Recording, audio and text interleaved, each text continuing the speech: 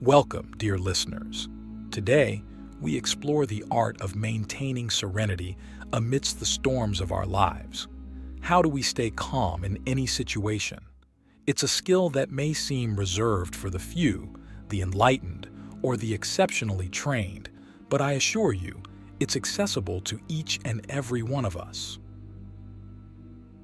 In our first lesson, we address the foundation of calmness, understanding our intrinsic nature. You see, at our core, we are beings of stillness. The chaos we experience is often a product of the world around us, or more accurately, our reactions to it. To tap into this stillness requires recognition of our true essence, beyond the layers of personality and conditioning. Consider for a moment the sky. Clouds may come and storms may rage, but the sky itself remains untouched. Similarly, our internal landscape can maintain its tranquility regardless of external circumstances. This analogy isn't merely poetic, it's a mirror of our potential to experience peace consistently. So how do we realize this potential? We begin by observing our reactions. When a situation arises, what happens within you? Do you notice a surge of adrenaline, a quickening of breath, or a rush of thoughts? These are your signals, the indicators that your body and mind are entering a state of unrest. Observation is the first step to change. Without judgment, watch these reactions as you would watch the clouds pass in the sky, knowing that you are the sky, vast, serene, unchanging.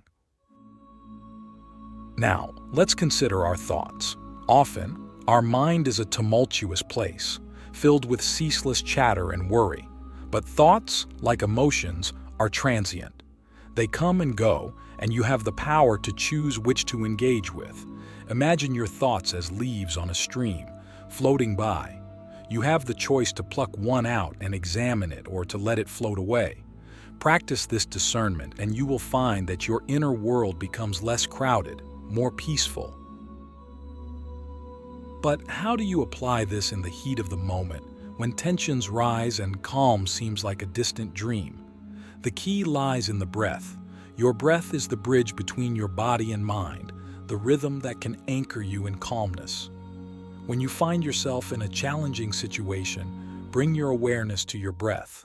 Take slow, deep breaths, and with each exhale, release a bit of the tension you're holding. This isn't escapism.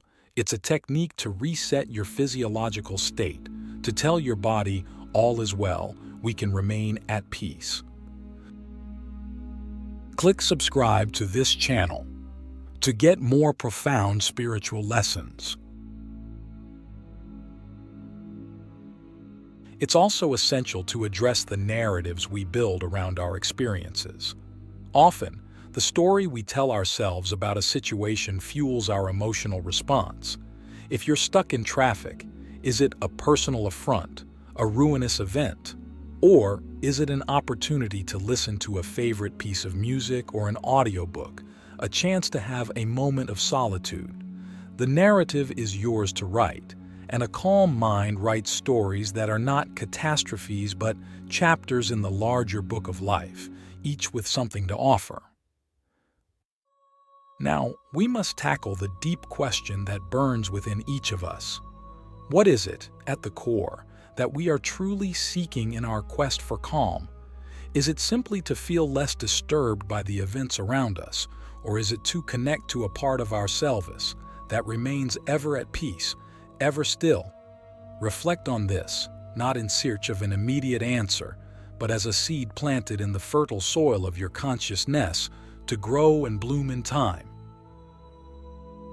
As we conclude this segment, remember that the foundation of calm is not built in a day.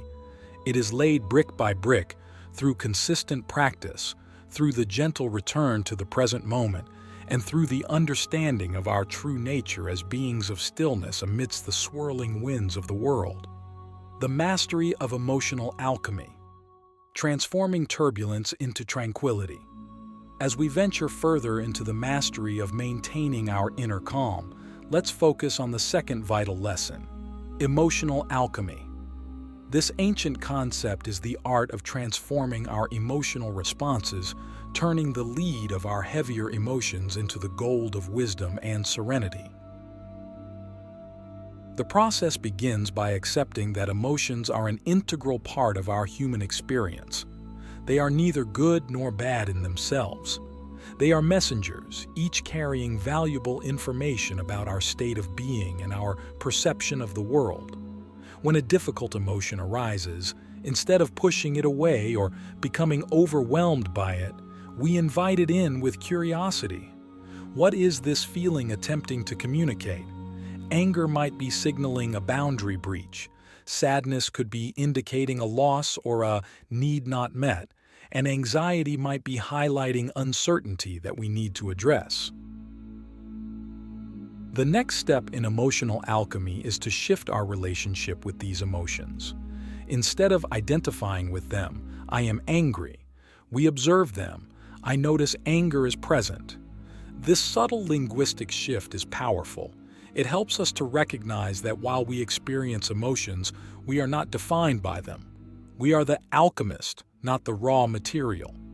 In moments of heightened emotion, it is tempting to seek distraction, but true alchemy requires us to be present with what we feel.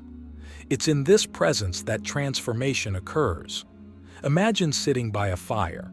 You can watch the flames dance and feel their warmth without becoming the fire itself. Similarly, you can experience your emotions without being consumed by them. Now let us explore the transmutation phase, where we actively change our emotional state. This is where our breath and mindfulness practices come into play. For example, if you feel agitation rising within you, you might engage in a grounding exercise.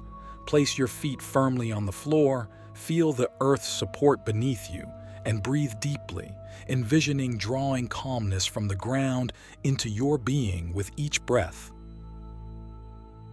Furthermore, gratitude is a potent tool in emotional alchemy. It's almost impossible to feel negative emotions simultaneously with genuine gratitude. When a challenging situation arises, ask, "What can I be grateful for right now?" Even in the direst circumstances, there is something to be thankful for, be it the air in your lungs or the opportunity to learn and grow from the situation at hand. Yet it's crucial to understand that emotional alchemy is not about suppression or forced positivity. It's a process of acknowledging what is, and then consciously choosing to steer our emotional ship toward the shores of peace and understanding. Now, consider the impact of our perception. Our reality is largely shaped by our perception, and our emotional responses are rooted in how we perceive the events around us. If we perceive an event as a threat, our body reacts with a stress response, but if we see it as a challenge or a neutral event, our emotional experience can be vastly different. Let's pause for a moment and reflect on a time when you experienced a strong emotional reaction to a situation. With the passage of time and the benefit of hindsight, might you perceive that situation differently now? Could you reframe that experience, seeing it not as a disaster but as a valuable lesson or a moment that led to growth?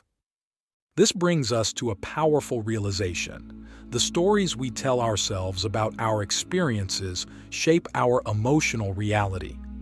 By changing the narrative, by finding a more empowering or compassionate way to view a situation, we alter our emotional landscape. As we conclude this part of our journey, bear in mind that emotional alchemy is an art and a science, one that requires practice, patience, and persistence.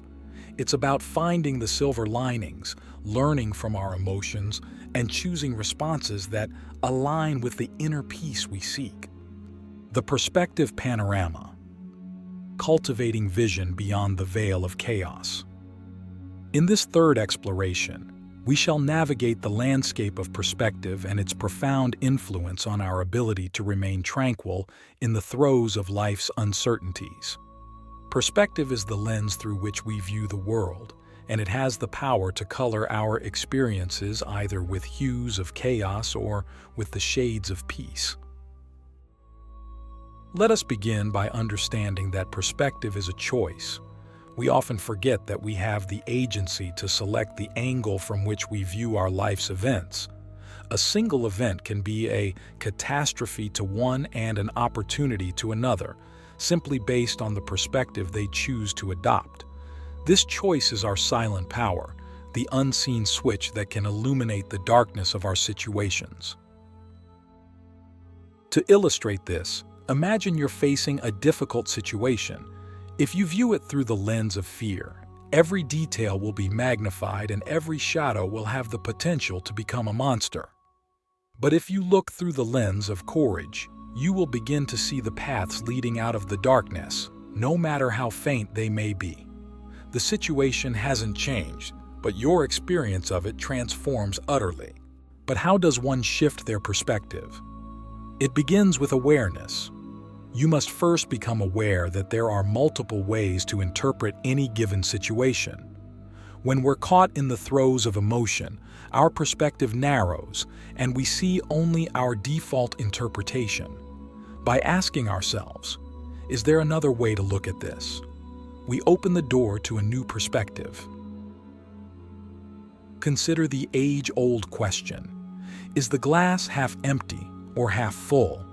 The objective reality of the glass doesn't change, but our interpretation of it can. And it's in that choice of interpretation that our power lies. When we choose to see the glass as half full, we're not denying the empty space. We're acknowledging the potential, the space for something new and positive to enter. Another key to shifting your perspective is to understand and embrace impermanence. Everything in life is in a constant state of flux. The discomfort or stress we feel today is as transient as the clouds in the sky. By reminding ourselves of this impermanence, we can view our challenges as temporary, knowing they will pass and that calm waters lie ahead. But perspective is not just about how we view situations. It's also about how we view ourselves within them. Do we see ourselves as victims of circumstance, or as active participants with the power to shape our destiny? When we adopt the latter perspective, we empower ourselves to take action, to make choices that align with the calmness we seek. Now, let us consider the power of perspective in our relationships with others. Each person we encounter has their own unique perspective, shaped by a myriad of experiences and beliefs. When we engage with others, especially in times of conflict, can we step back and attempt to see the world through their eyes? This act of empathetic perspective-taking can dissolve barriers of misunderstanding and create a space for peace and mutual respect. As we bring this segment to a close, reflect on the times when a shift in perspective brought clarity and calm to a once troubled situation. The beauty of perspective is that it can be changed at any moment, offering us a plethora of ways to experience our reality. The zenith of equanimity, embracing the symphony of serenity. In this culminating discourse, we reach the zenith of our quest for tranquility, a place where the mastery of emotional alchemy and the breadth of perspective converge into a symphony of serenity. Here, we learn to embody calmness not as a fleeting state, but as the core of our being, an unshakable equanimity that withstands the tempest of our lives. Equanimity is the art of mental and emotional stability in the face of life's dynamics. It is the balanced state where one is neither excessively elated by success nor unduly dismayed by failure. Achieving this state is akin to becoming the eye of the storm, where silence and calmness reside while the winds of chaos rage around it. To reach this state, we need to synthesize all the wisdom of our previous lessons. Emotional alchemy taught us to transform our emotional energy into something positive, while perspective showed us that the frame through which we view the world can change our entire experience of it. Now, We bring these together in a daily practice of mindful living. The first step in this integration is consistency. Just as a musician practices daily to master an instrument, so must we practice the art of calmness. Each morning, set your intention to maintain equanimity throughout the day. This intention serves as a compass that guides your thoughts, actions, and reactions.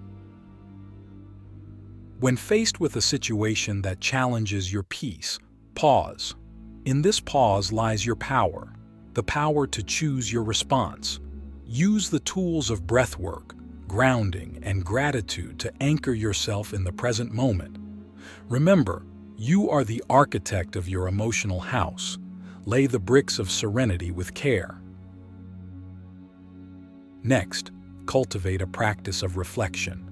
At the end of each day, take time to look inward and assess moments when you maintained calm and those when you did not. Approach this practice without judgment but with a gentle curiosity. What triggered your imbalance? How might you apply your tools more effectively next time? This reflection is not to criticize but to strengthen your resolve and skill. Another key element is to embrace life's lessons. Every challenge carries a seed of growth, and when we accept this, we can maintain our calm even in adversity. This acceptance doesn't mean passive resignation, but rather an active engagement with life, a willingness to learn and adapt. Let us not forget the power of community in our journey toward equanimity. Surround yourself with individuals who embody the peace you seek. Their presence will inspire and reinforce your own practice. Moreover, be a beacon of tranquility for others. Equanimity is infectious. By maintaining your calm, you unconsciously grant others permission to do the same. Finally, in this state of equanimity, we find a profound joy, the joy that comes from inner harmony, the deep and abiding peace that is not contingent on external circumstances, but is a reflection of our true nature. As we conclude, remember that the path to tranquility is not linear. It is a spiral where we may encounter the same lessons at deeper levels as we grow. Embrace this journey with compassion for yourself and others. Equanimity is not a destination. It is a way of traveling. With this, we reach the serene summit of our exploration. May the symphony of serenity resonate within you, guiding you to navigate life's ebbs and flows with grace and peace. Carry forth this harmony into the world, and in doing so, you become an oasis of calm in the desert of chaos. Are you ready to embody this tranquility and step forward into your life with a heart full of peace? The path lies before you, illuminated by the light of your own wisdom. Proceed with gentle confidence,